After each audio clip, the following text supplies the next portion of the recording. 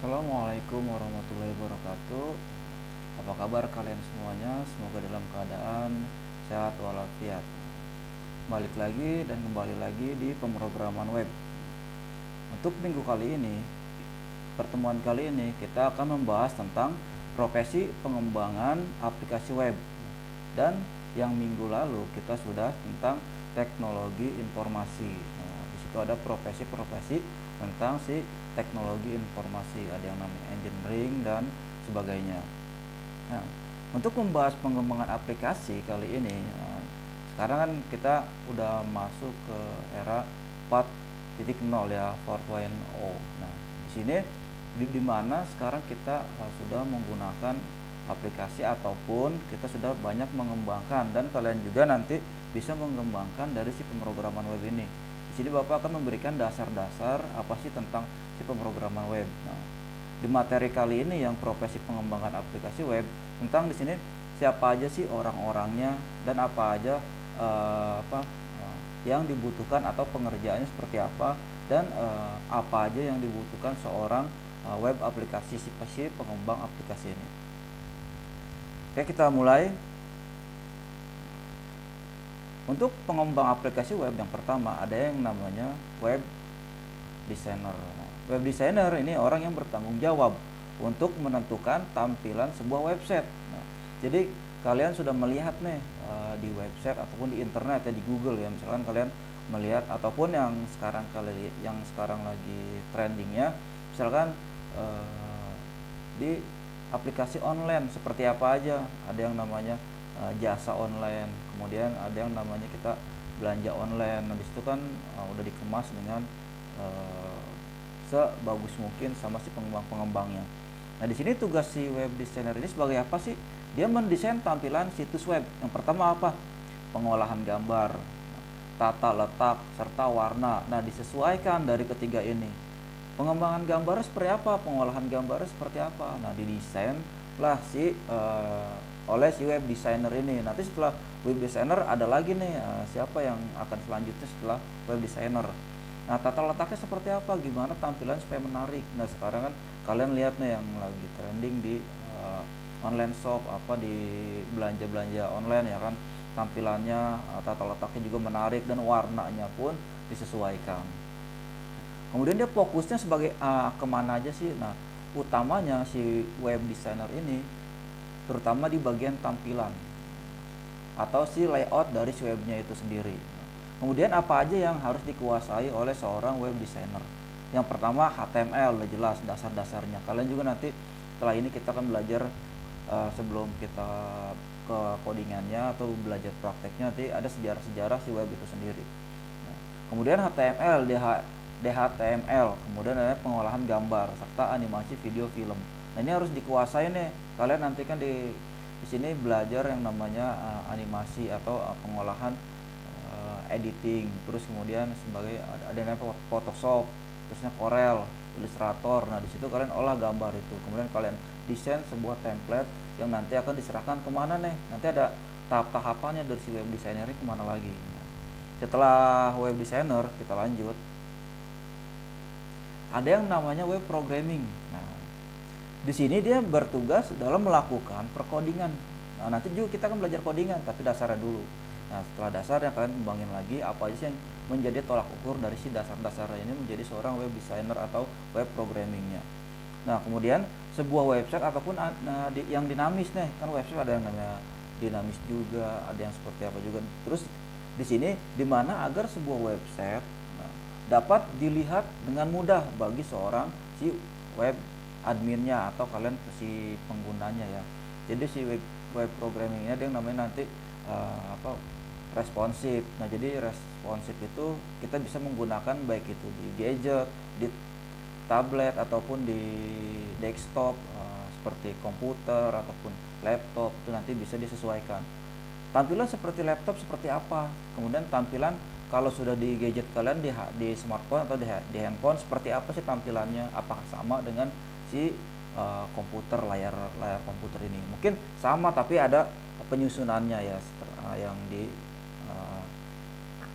secara settingannya. Kemudian si web programmer ini yang akan mengerjakan apa dengan membuat aplikasi-aplikasi. Nah, jadi dari si udah dibuat nih template-nya sama si web designer, kemudian si web programming melihat template-nya di mana. Oh, ternyata bagian header-nya, bagian kepalanya ini ada di sebelah sini, kemudian ada bagian isinya di sebelah mana. Nanti dibuatlah codingannya dengan si web programming ini. Nah, yang dikuasain oleh si programming ini ada yang namanya CGI, VER, kemudian ada yang namanya PHP, ada MySQL. Nah, di sini MySQL biasanya untuk sebuah penyimpanan database-nya. Kemudian ada ASP atau NTBase. Kemudian ada JavaScript dan Applet. Nah, biasanya yang lagi ngetren JavaScript nih, JavaScript-nya seperti apa agar si ini tampilannya lebih menarik, atau PHP-nya seperti apa nih, atau MySQL-nya penyimpanannya kayak gimana, atau apa aja sih yang kita simpan database-nya itu. Nah, kemudian setelah dari si web programming ada lagi yang namanya webmaster. Si webmaster ini dia harus mengerti nih akan ke semua hal mulai desainnya. Nah, si master ini harus tahu desainnya seperti apa, terus codingannya seperti apa, terus servernya juga keamanan seperti apa. Kemudian dia tidak perlu mencampuri masing-masing ke divisi, baik itu divisi desainer ataupun divisi programming. Jadi dia hanya memantau nih pengerjaan dari si hasil dari si desainer sama si codingannya. Nah, kemudian di sini penguasaannya apa aja yang harus dikuasain? Si webmaster ini harus menguasain yang tadi yang ada di si web designer dan si web coding web programmer ya. Ada yang namanya HTML, DHTML, terusnya ada yang namanya CGI VER, terus ada yang PHP, MySQL, ASP Java. Nah, kemudian menguasai bermacam OS. Nah, dia harus tahu nih operating system dari si Mac, terusnya dari si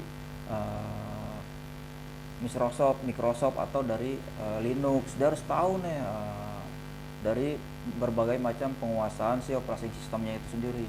Keamanan servernya seperti apa, dia juga harus paham tentang keamanan servernya, mulai dari di sini ada jaringan baik itu LAN, MAN, dan internetnya seperti apa. Ada yang namanya kita apa nih yang nggak boleh ditampilin atau apa yang nggak boleh muncul di si jaringan ini, baik itu dari interface-nya atau internetnya kayak di blok, proxy-nya seperti apa. Nanti dia harus tahu si webmaster ini. Kemudian dari si webmaster kita lanjut dengan namanya developer. Dia yang akan mengembangkan. Pengembangan ini memberikan bantuan seperti apa? Konsultasi. Konsultasi mengenai tentang website seperti apa, konsep si websitenya seperti apa, kemudian dia harus membangun websitenya seperti apa. Nah, itu ada yang namanya developer. Nanti seorang, misalkan kalian yang mau buat program ke teman kalian atau ke siapa, nanti dia konsultasi dulu nih seperti apa sih yang baik, websitenya tampilan seperti apa, nanti diarahkan, oh seperti ini, nanti kita kembangin, atau kalau cocok kita gabungin sama konsep kita juga. Nah, kemudian dikatakan sebagai profesi ini jika dia itu ahli. Nah, jadi nggak semacam-macam dia itu buat seperti ini, tapi dia harus mendeskripsikan dulu, atau dia mengkaji dulu nih ini tampilan seperti ini, nah kemudian jaringannya seperti ini, oh ini harus seperti ini. Nah, nanti si developer ini akan menyusun juga tampilan-tampilan yang ada di si web designernya juga. Nah, di sini dia mengerti tadi sebagai desainer, programmer, web administrator. Nah, sebenarnya di sini juga ada yang namanya web administrator. Nah, si administrator ini dia nanti yang berfungsi seperti yang tadi yang ada yang di minggu lalu kan, si web administrator ini di jaringannya juga harus paham, mengerti tentang apa aja sih yang nanti yang ada di si website itu, siapa sih yang mengelolanya. Ada yang namanya web administrator yang akan mengelola keseluruhannya. Nah, mungkin pertemuan kali ini hanya sampai di sini tentang profesi pengembangan aplikasi web. Untuk minggu depan kita akan lanjut ke materi sejarah dari si website tersebut. Nah, jadi disimak materi kali ini, nanti kita bahas perlahan-lahan, serta mulai kemarin dari awal kita pembelajaran, kemudian di yang kemarin di teknologi informasi, kemudian dan sekarang pengembangan aplikasi, dan nanti selanjutnya itu apa yang kita pelajarin lagi sampai nanti kalian mengerti tentang penyusunan struktur dari si HTML tersebut atau si website yang mau kalian rancang kita seperti apa nih, tapi kita mulai dari tahap-tahapannya dulu gitu. Oke. Demikian pembahasan kali ini, Bapak ucapkan terima kasih. Wassalamualaikum warahmatullahi wabarakatuh.